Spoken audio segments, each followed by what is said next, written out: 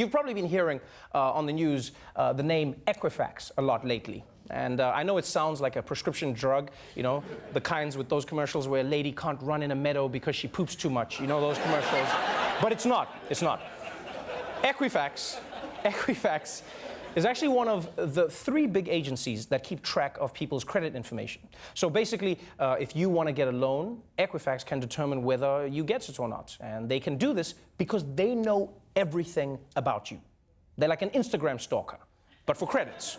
Like every car you've bought, every bill you've paid late, that loan you took out for a Japanese masturbation machine, they know all of it. Real thing, by the way. That's a real thing. Yeah. That's why what happened should make you very afraid.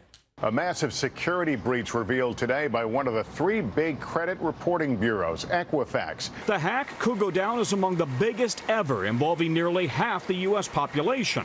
Credit reporting agency Equifax says the data breach involved the names, addresses, social security numbers, birth dates, and even driver's license information for 143 million people. Wow. 143 million people at risk. That's like half of the adults in America. You realize that, all right? And to put that in perspective, let's just do this. Everyone in the audience, look to the person to your right, all right? And now look to the person to your left. Okay, while you were doing that, someone opened a credit card in your name. That's what just happened there. And now I know some of you might be thinking, well, that sucks for Equifax customers, Trevor, but I've never even heard of Equifax. Well, the bad news is they've heard of you. Because Equifax's job is to collect everyone's financial information. Everyone, whether you know about it or not. And that's what makes this data theft so dangerous. Because when hackers get your personal information, they can do just about anything.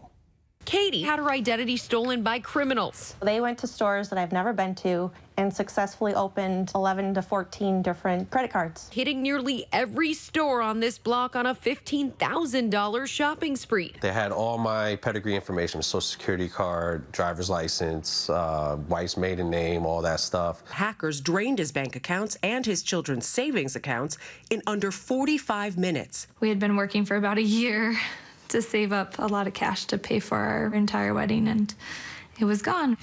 Yeah, you see that?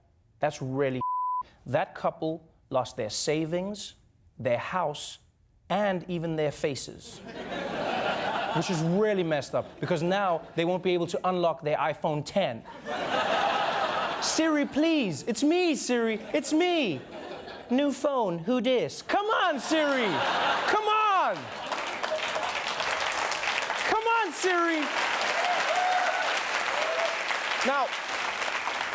Now, if you were responsible for putting half of the American population at risk, at great financial risk, you would be thinking, oh man, how am I going to make up for this? But if you were Equifax, you'd be thinking, how do we screw the people even more?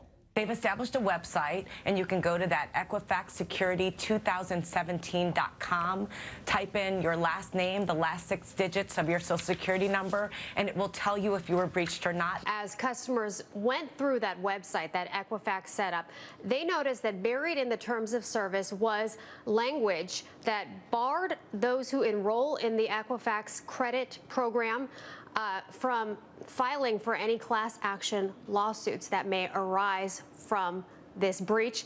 In exchange for them telling you that they've messed you over, you have to agree to not sue them. It's basically the corporation version of, okay, I'm gonna tell you something, but you promise you won't get mad. You've gotta promise you won't get mad.